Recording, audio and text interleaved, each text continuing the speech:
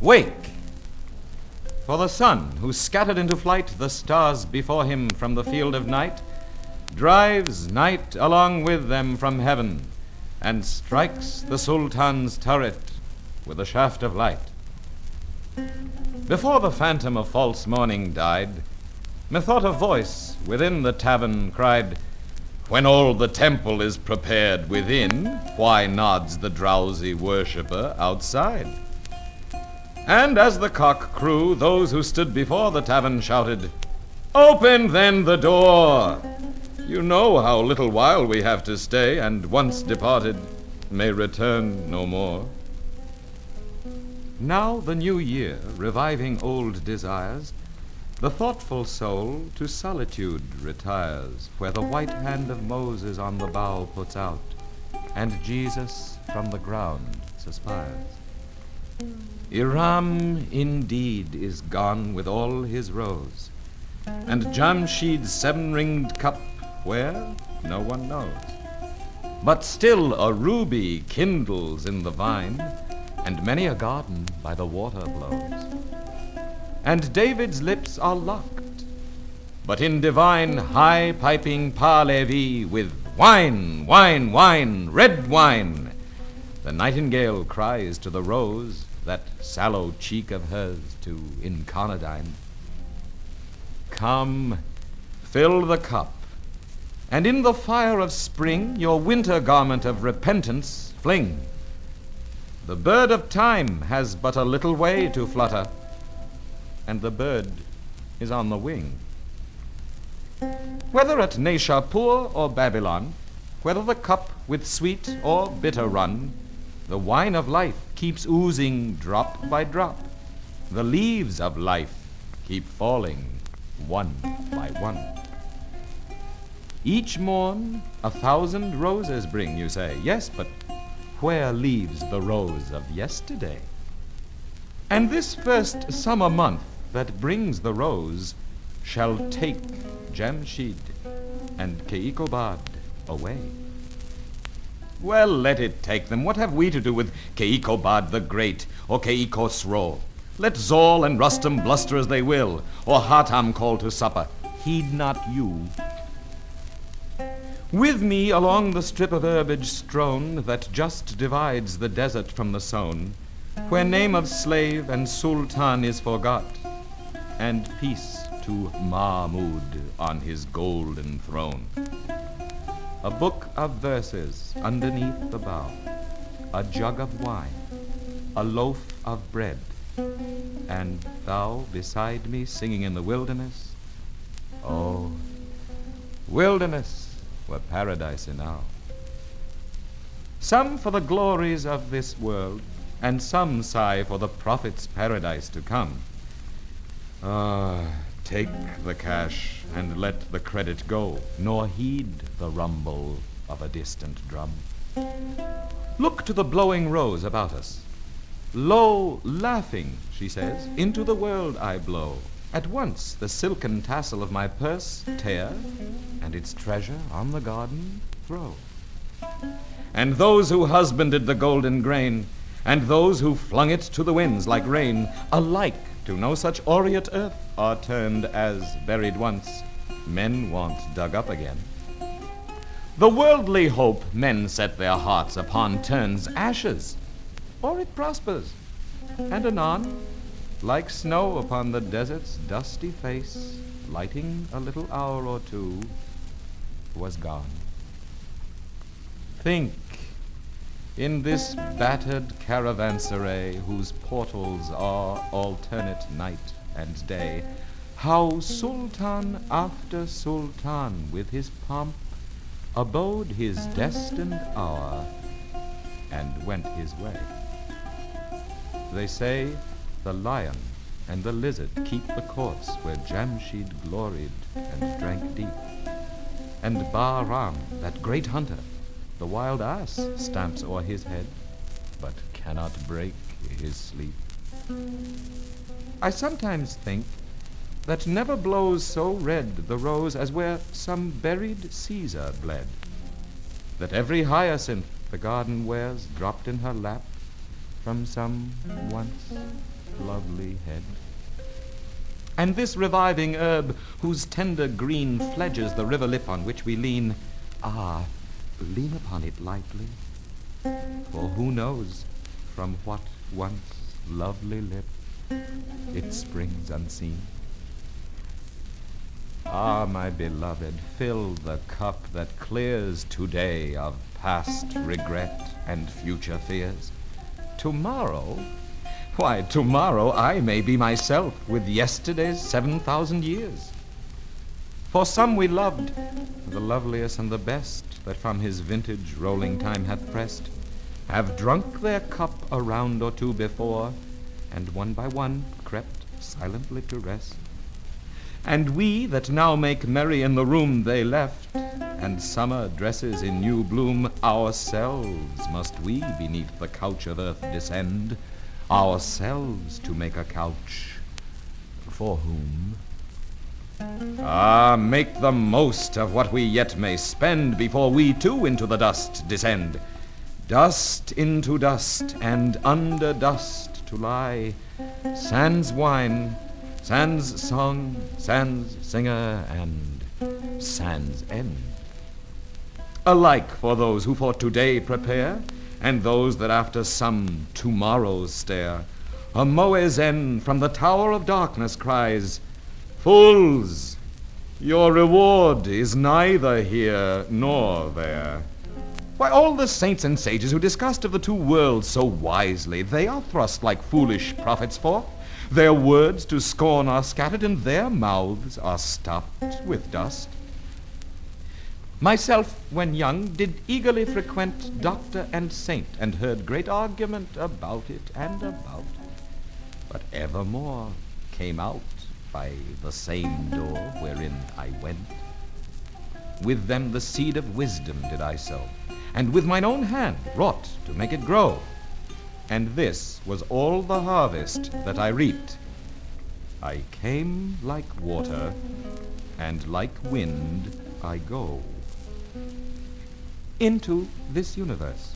And why? Not knowing, nor whence, like water willy-nilly flowing. And out of it, as wind along the waste, I know not whither, willy-nilly blowing. What? Without asking, hither hurried, whence? And without asking, whither hurried hence? Oh, many a cup of this forbidden wine must drown the memory of that insolence. Up from earth's center through the seventh gate I rose, and on the throne of Saturn sate, and many a knot unraveled by the road, but not the master knot of human fate. There was the door to which I found no key. There was the veil through which I might not see. Some little talk a while of me and thee there was, and then no more of thee and me. Earth could not answer, nor the seas that mourn in flowing purple of their Lord forlorn, nor rolling heaven with all his signs revealed and hidden by the sleeve of night and morn.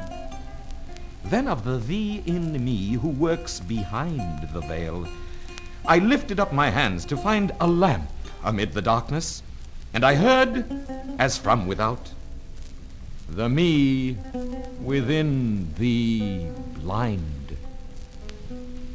Then to the lip of this poor earthen urn I leaned, the secrets of my life to learn. And lip to lip it murmured, "While you live, drink, for once dead, you never shall return." I think the vessel that with fugitive articulation answered once did live and drink. And ah, the passive lip I kissed, how many kisses might it take and give? For I remember stopping by the way to watch a potter thumping his wet clay, and with its all obliterated tongue it murmured, "Gently, brother, gently, pray."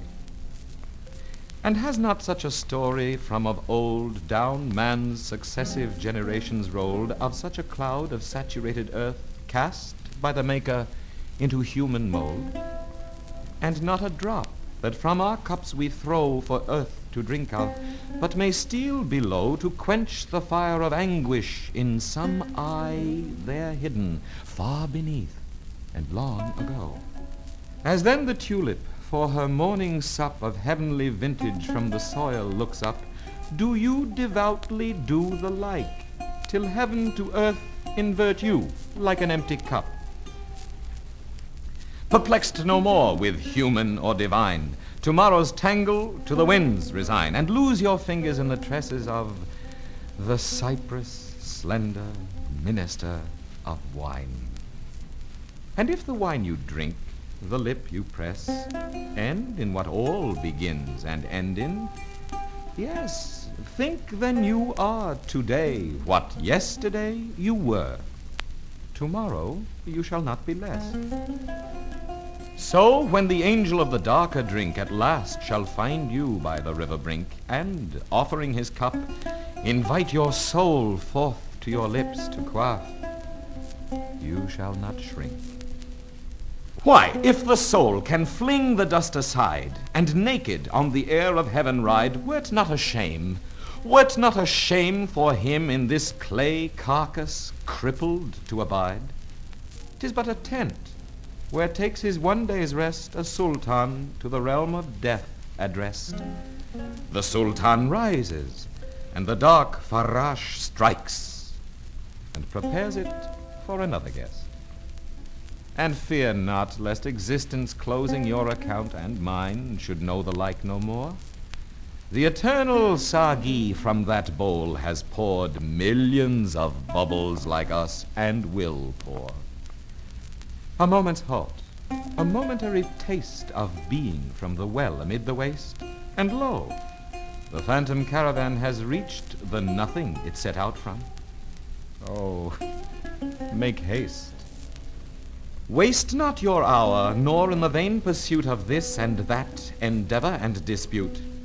Better be jocund with the fruitful grape than sadden after none or bitter fruit. For is and is not, though with rule and line and up and down by logic I define, of all that one should care to fathom, I was never deep in anything but wine. Ah, but my computations, people say, reduced the year to better reckoning? Nay, 'twas only striking from the calendar unborn tomorrow and dead yesterday. And lately, by the tavern door agape, came shining through the dusk an angel shape bearing a vessel on his shoulder, and he bid me taste of it, and 'twas the grape. The grape that can with logic absolute the 72 jarring sects confute. The sovereign alchemist that in a trice life's leaden metal into gold transmute. The mighty Mahmud, Allah breathing Lord, that all the misbelieving and black horde of fears and sorrows that infest the soul scatters before him with his whirlwind sword. Why, be this juice the growth of God, who dare blaspheme the twisted tendril as a snare? A blessing, we should use it, should we not? And if a curse, why then, who set it there? Oh, threats of hell and hopes of paradise. One thing at least is certain, this life flies. One thing is certain, and the rest is lies. The flower that once has blown forever dies. Strange, is it not, that of the myriads who before us passed the door of darkness through, not one returns to tell us of the road which to discover we must travel too? The revelations of devout and learned who rose before us and as prophets burned are all but stories, which awoke from sleep, they told their comrades, and to sleep returned.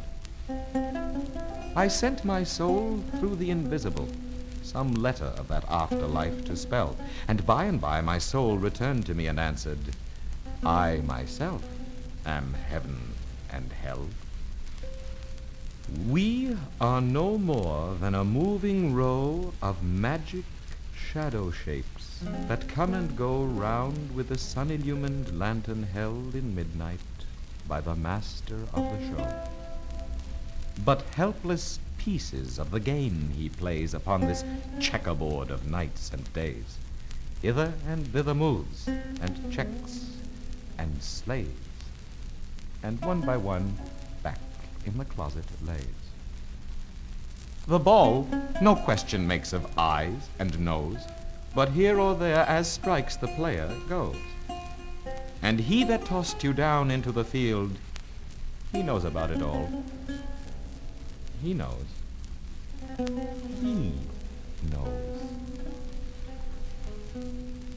The moving finger writes, and having writ, moves on. Nor all your piety nor wit shall lure it back to cancel half a line, nor all your tears wash out a word of it.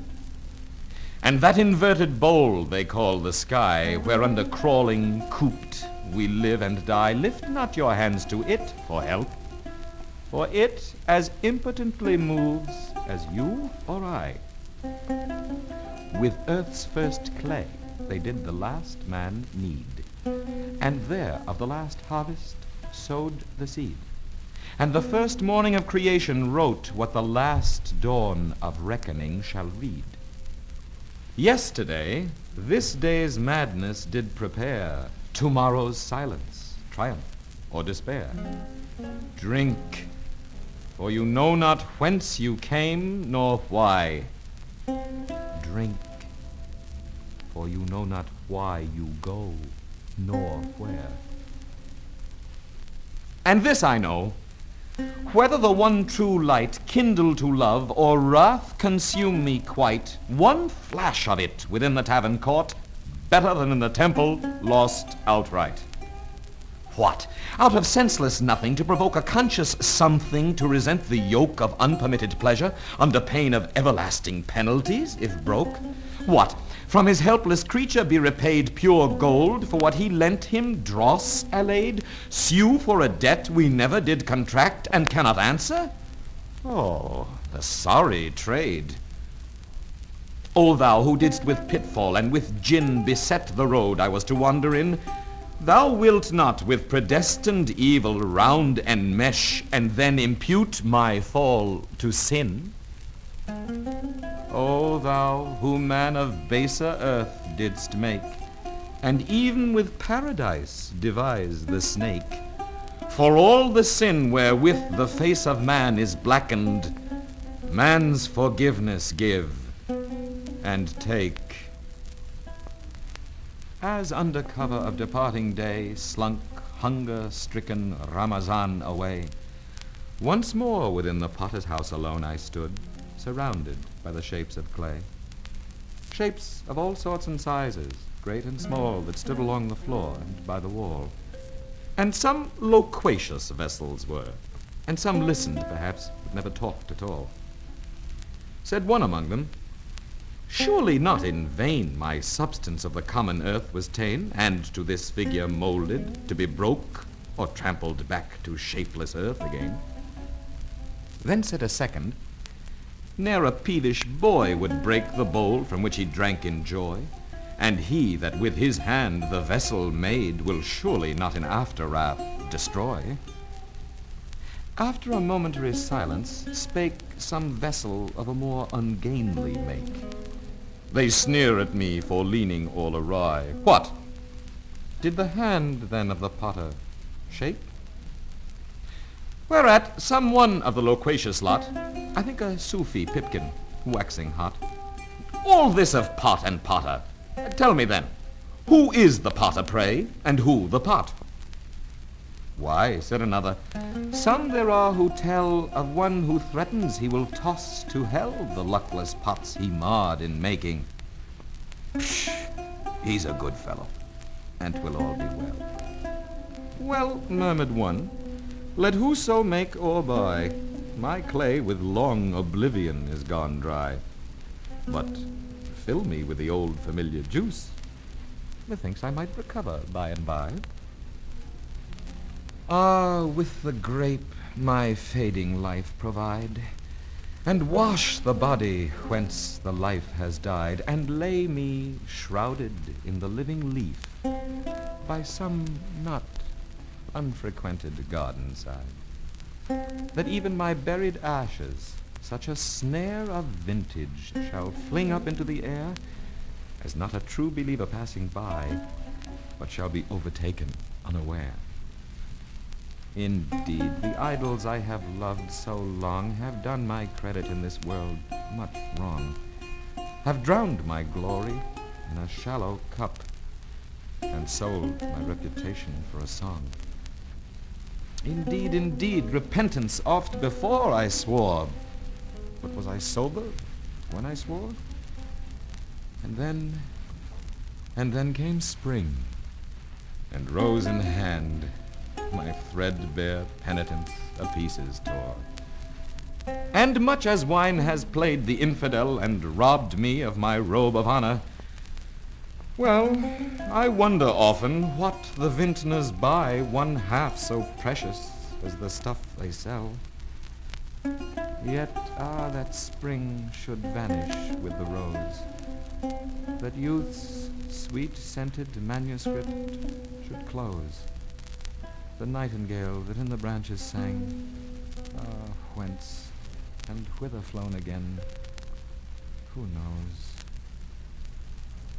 Would but the desert of the fountain yield one glimpse, if dimly, yet indeed revealed, to which the fainting traveler might spring, as springs the trampled herbage of the field. Would but some winged angel, ere too late, arrest the yet unfolded roll of fate, and make the stern recorder otherwise unregister, or quite obliterate.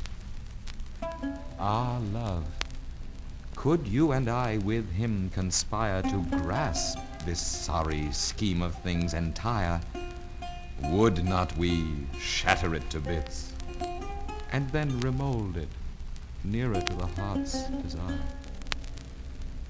Yon rising moon that looks for us again, how oft hereafter will she wax and wane? How oft hereafter rising look for us through this same garden, and for one in vain.